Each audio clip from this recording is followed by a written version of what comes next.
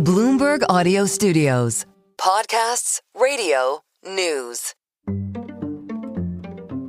There's been a flurry of activity on Capitol Hill in Washington as lawmakers consider President Trump's tax bill, known as the One Big Beautiful Bill. It's called the One Big Beautiful Bill, and it will be the biggest bill ever passed in our country's history. It passed the House in May and is currently being considered by the Senate. In the course of that process last week, Treasury Secretary Scott Bessent testified before the Senate Finance Committee. We appreciate you being here with us, and you may proceed with your statement. Thank you. Chairman Crapo, Ranking Member Wyden. Lawmakers had a lot of questions, including what impact it would have on the deficit and inflation. Senator You're Warren. the Secretary of the Treasury, so I'm asking you, what is your view? Will this bill increase or decrease the deficit? It is. But over several hours of testimony, one thing kept coming up. The non-partisan CBO, which is served. CBO is one of our advisors. There's that so many same CBO that got it wrong then is getting it wrong right now. The non-partisan Congressional Budget Office. The estimate from CBO, I believe, is that over 15 million people lose their health insurance. Well, Or they are related. Your colleagues have a fixation on CBO, and listen. And it's not the first time the Congressional Budget Office has been dragged into the spotlight. This nonpartisan agency puts together projections and analyses to help Congress determine the impacts of a new budget or new legislation on the economy. And this process brings out a fair share of critics who don't like the math because it chips away at support for the legislation. But this time around is a little different. And you could hear that in Bessent's comments to the Senate Finance Committee. I am not attacking the people who work at the CBO. Sure. I am attacking their methodology, and the methodology is completely illogical. It assumes baseline. The rhetoric around CBO has been heating up. But as the bill gets closer to passage, the agency has an important job to do. And so there was one person I really wanted to talk to, the director of the Congressional Budget Office himself, Phillip Swagel. When our numbers go the way that someone wants, well, then we're heroes. When the numbers go in the wrong way, we're just the opposite. And the thing about the agency is that we're nonpartisan. Whatever the numbers are, well, that's what we print. That's what we convey to policymakers. That's our job. I'm Saleha Mohsin, and this is The Big Take from Bloomberg News. Today on the show, I sit down with CBO Director Phil Swagel to find out how his nonpartisan federal agency focuses on economic forecasts when it's sitting at the center of a political firestorm. With Trump's tax bill moving through Congress, I wanted to start by asking Phil about the role of the Congressional Budget Office through the life cycle of a piece of legislation like the One Big Beautiful Bill. So as the Congress is considering that bill, we are working with them from the very beginning really until the very end. So at the very beginning, the two chambers, starting with the House, were working on the budget resolution and setting out the overall fiscal parameters on which the bill is built. Then as the House considered the legislation, we worked with the committees in the House as each one developed their ideas. So on Medicaid, on SNAP benefits, the immigration policies, the armed services, everything, we work back and forth with the staff of the different committees as they develop their ideas. And we're just giving them feedback. We're saying, here's how much it costs, here's what we think it does, and they fine-tune it. Then we do a cost estimate of the whole thing, and that's all for the House. And now the Senate is taking up the bill, and we're doing the same thing again with the Senate. What did you find from your analysis? The bill has a huge amount in it. And if you look on the CBO website, there's a cost estimate for the bill that was passed by the House. And it's actually a spreadsheet. And it's a spreadsheet with many tabs, one tab for each committee, and then a summary. And then within each tab, there's a huge number of lines. But it gives anyone listening, anyone who goes to our website and gets the spreadsheet, it gives you an indication of how sprawling the bill is. And it has both tax policy, both new provisions such as the no tax on tips, and then extensions of existing provisions from the 2017 Tax Act. And then it has lots on the spending side, some healthcare policy, SNAP benefits, and much more. So there's lots in it. On the tax side, relative to current law, the tax policy increases the deficit. And on the spending side, the changes that were made in the legislation generally reduce the deficit. The net of those two comes out to $2.4 trillion over 10 years, and that's a deficit increase. So right now, what are your Republican critics taking issue with? I think the most salient criticism is that we, the CBO and our colleagues at the Joint Committee on Taxation, are not optimistic enough on the growth impacts of the legislation. Some members of Congress say, if the 2017 Act provisions were to expire at the end of this year, as is in current law, that would have a very big negative effect on the economy. And so then they say, okay, well, we think, therefore, this bill should have a big positive effect on the economy because it prevents that expiration. And, we've looked at it and come to in some agreement, some disagreement. We think that the bill does support stronger GDP growth, but it's probably not as big as some of the critics were hoping for or expecting. And so that's a substantive criticism.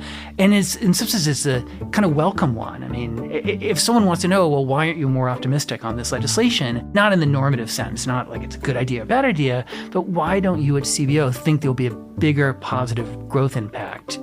Well, that's a completely substantive discussion that, we have within CBO every day. You're pretty zen about it, though. You're getting attacked by the president of the United States, by the Treasury Secretary. He's not attacking the people who work at CBO, but attacking the math, the methodology, calling it illogical. What's your response? Look, what the secretary has done is he's made substantive assertions that he thinks the math should be done differently. And I know he said this in a couple ways. One is on tariffs. And the secretary has pointed out that there's very substantial revenues coming from the tariffs that President Trump has put in place, since the inauguration of his second term. And in the secretary's mind, that should be considered as balancing out any deficit increase from the reconciliation legislation. And that arithmetic works. And so we found the reconciliation legislation increased the deficit by $2.4 trillion. The tariffs reduced the deficit by $2.5 trillion. And that is completely reasonable arithmetic. We don't have it in our cost estimate for the legislation just because the tariffs are not part of legislation. But we have a separate analysis that the secretary has pointed to, and that's completely a reasonable thing and a substantive thing. After the break, we dig into the CBO's latest report on the One Big Beautiful Bill and what it's like to work there right now.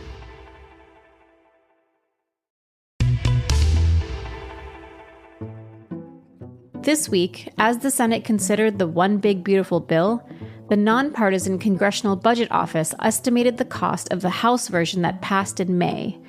I wanted to dig into that process with CBO's director, Phillip Swagel. The first thing we did was a so-called static analysis, or a conventional analysis that assumes that the economy is static, is unchanged. Now, the legislation, as I said before, is really gigantic. It's sprawling across this massive spreadsheet. One would expect that to affect the size of the economy in lots of different ways. Lower tax rates will give people incentives to work more, for businesses to invest more. There are changes in immigration that will affect the labor supply, and so on. In the first estimate we did, we essentially ignore all of that and just take the economy as given. The dynamic estimate we put out more recently, then says, well, let's think about those effects of the legislation on the economy, and then the feedback from the changes to the economy back to the budget. And that's the difference between the two. Tell me the headline of the report from earlier this week. So we and our colleagues at the Joint Committee on Taxation looked at the legislation, at all the many pieces of it, and said there's a sense of two types of effects. One is improving incentives for more people to work, for businesses to invest more, and that would lead them to hire more, and that increases the size of the economy. On the other hand, the deficit is larger. I mean, this is a tax cut, so revenues go down, and that increase in the deficit has an effect on the economy. It leads to higher interest rates. Now, it's a modest effect, but the higher interest rate then plays out over the very large stock of debt that the U.S. government has. And that goes in the other direction. That higher interest rates over a large debt means interest payments for the U.S. are much larger. And it's nearly $1 trillion of additional deficits because the impact through interest rates far outweighs the positive impact on the deficit from stronger growth. I want to talk to you a little bit on a more person-to-person level. On Truth Social, President Trump said the CBO is Democrat-controlled. But you have previously served in a Republican administration. You're also an economist. How do you balance or even separate your personal economic philosophies from the job of overseeing a nonpartisan office? The nonpartisan aspect of CBO is really the foundation of the agency. In fact, that's what I tell the new staff. When I meet with staff generally on their first day, I say, take a long view. You're going to work on legislation that you might think is a good idea, some things that you might think is a bad idea. Most of the people, almost everyone we work with on the Hill is really a very nice and kind of smart and wonderful person. Occasionally there's some people who are, less so, and we're going to support them just as hard and, just the same as the others. And just take a long view. It's important for Congress and for the nation to have an agency like us. For me, I start from there, and everything else is easier. The criticisms on, from the executive branch, from the White House. Again, I understand it. It's part of the political process. I expected it. I don't get worried about it. So I'm really able to separate the kind of political process from the substance. And I feel like none of it is personal. It's not about me. It's just about the political process.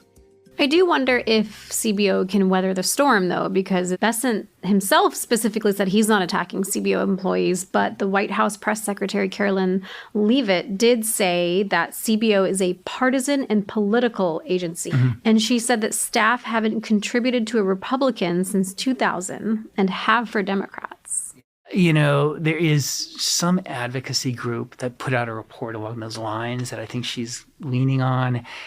And it's just a completely made-up number. And the people who work with CBO, our counterparts on the Hill, they know our staff. They know we're nonpartisan. They trust us. They understand our processes. I feel like we're able to focus on our mission, a little bit tune out the noise, and just keep going. I mean, the thing you mentioned from the White House press secretary, it made me smile, right? In a sense, it's kind of, smile and just keep going because, right, as you said, she said something like CBO employees haven't donated to Republicans. That was it? Since 2000. Since 2000. But of course, I'm the director now. In 2014, a friend of mine was running for governor of California as a Republican, and I donated to him. Now it was, and you work for President George W. Bush. And I work for President Bush, and again, I understand as part of the political process. It's not personal. It really did just make me smile, make me laugh, and that's just the way to kind of respond to it. That's the way I respond to it. It's just to keep going and not to let it worry me. And your staff, what was their response? It's harder in a sense, because it can feel personal to people. Our staff are really dedicated. But again, I think people understand, my colleagues understand this is part of the process and just to tune it out. You're an economist who supported economic policymakers during the W. Bush era. Do you support Trump's economic policy agenda? I look at legislation and I just think about what does it do and what does it cost? And not, is this a good idea or a bad idea? Because we at CBO just do not think about that.